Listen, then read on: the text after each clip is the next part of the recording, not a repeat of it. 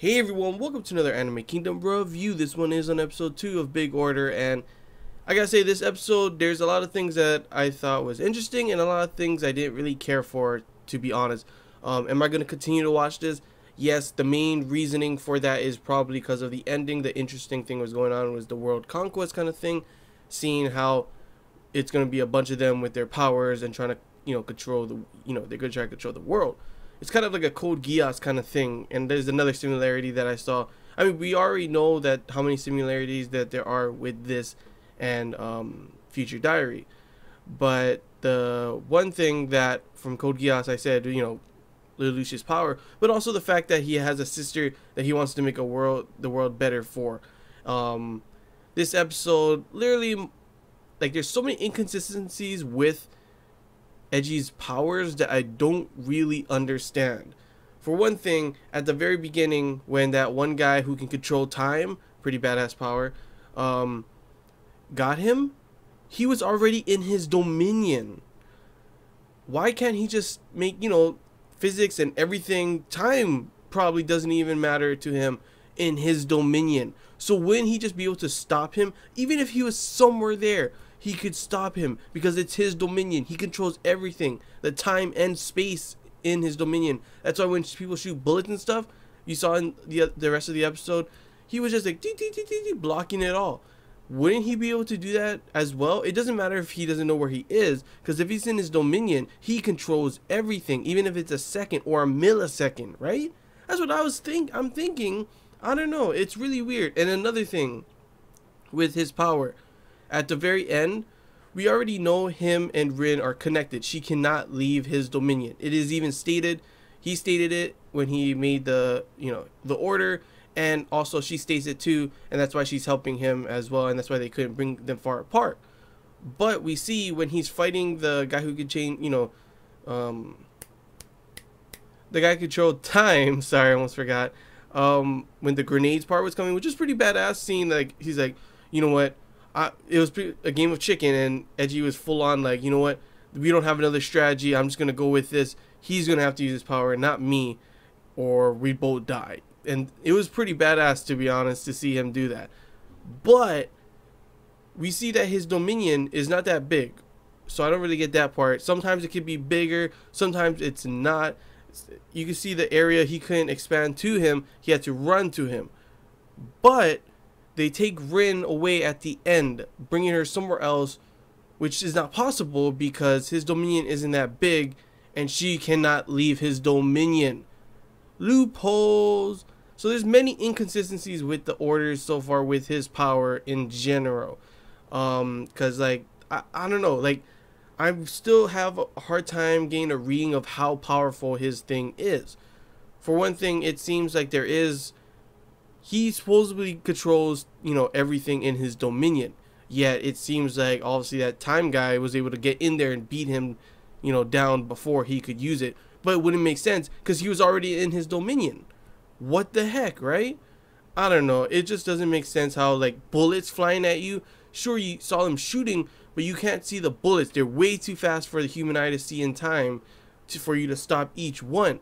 Which means it's because his dominion, his power, he's that strong. Something's in his dominion, it stops. Which means that that guy has no chance of beating him. Practically no one has a chance of beating him.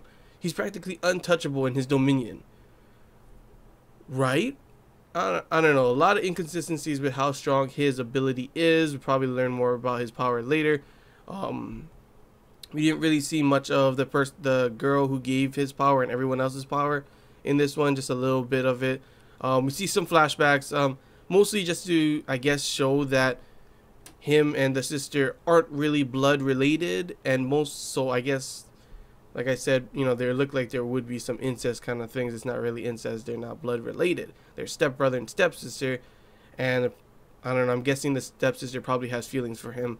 To which, obviously, probably not going to see because she's going to be in stasis the whole time because of that guy's power. So I'm not too sure on that. The comedy aspect of this did strike me. I did not, it surprised me for sure. I did not expect to be laughing in this. Like, how many times Rin was trying to kill him, she can't kill him just straight up, so let's try to do it let the odds go against him. She tried shooting, bounces all around, shoots her in the head. Dang. Tries to make him fall off. She falls off, dead. Goes through the rooms full of traps, and just every time, oh, someone who doesn't know, if you don't really know where the traps are, you will, and it was just so, like, I was literally cracking up, like, oh my gosh, Rin, come on. I know you want to kill him, but it's not possible. That's another thing I like, the love-hate relationship between them. So far, I love the chemistry between them. Obviously, she wants to kill him, but then there's those moments when she's like, and he's like, you obviously think, he obviously, like, yeah, that's another thing I forgot to mention at the beginning. Yeah, they're married now. The ring, like, appeared on her thing. I was like, oh my gosh, edgy.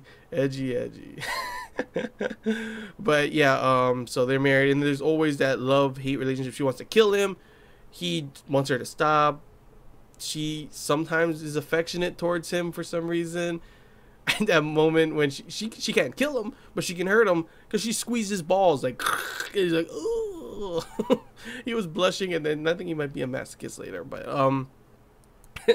yeah. So I love that part, that aspects. That's one of the things I'm interested in, including, like I said at the end, the whole world conquest thing. That's pretty interesting. But then, obviously, this, top 10, these guys, the 10 strongest orders, I guess, and are going to be under Edgy's command now. They're blackmailing him into doing this, for one thing, and he's going to be a puppet king, but then he uses his dominion and controls everyone. But I'm guessing, after seeing that smirk on the main guy's face, honestly, I don't think it controls him. I don't know what his power is, but it's got to be something. I'm not too sure. Maybe he cannot be taken over by anything controlled at all. I'm not too sure, but I can't wait to see the next episodes to see how that will conspire and go in the future. Will he be a threat? Will Edgy be able to do something? Because he has control of everyone else though still yet, right? I'm still kind of confused, like I said, on the strength of his power. But other than the inconsistencies with his power, I am excited to see what happens with the relationship between him and Rin, and also, of course, the world conquest aspect, to see how everything will go. I can't wait to see the battles with all the orders, seeing all the top 10 guys, powers. We only have to see one of them, which the guy has like ability to just completely cease fire. He wants peace, so he's able to just stop a battle, stop all aggression. So that's pretty OP as well. A lot of their powers are already OP. One guy can control time. Rin can, she's immortal. Edgy has the ability to pretty much dominate anyone's mind, and this is only a fraction of his power, since we did see that it was weakened to extent. So that means he could literally control the whole world before. And I guess, I don't know, something happened and he just blew up the world. But yeah, overall, I cannot wait to see the next episode, to see everything, everything appear. I don't know what I'm talking about. But yeah, I can't wait to see everything start to go into motion with the world conquest kind of thing aspect, because I always like those kind of stuff. It's pretty dang interesting, including with the aspect of all of them having some sort of power.